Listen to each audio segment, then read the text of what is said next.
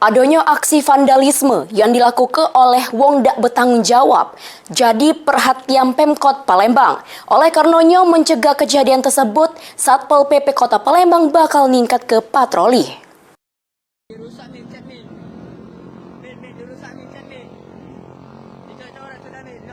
Aksi vandalisme oleh wong dak bertanggung jawab yang terjadi di Kota Palembang juru beberapa waktu terakhir jadi sorotan berbagai pihak.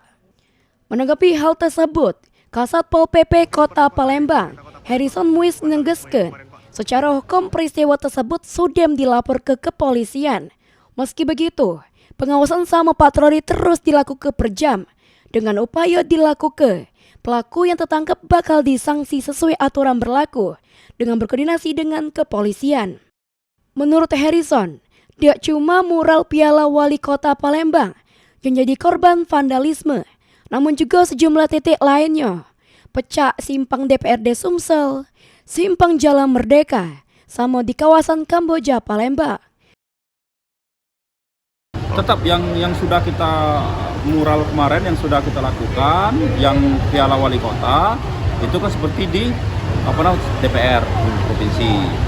Terus di simpang Jalan Merdeka yang di rutan wanita yang di Merdeka.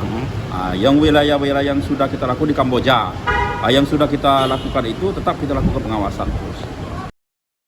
Sandi Pratama, PAL TV.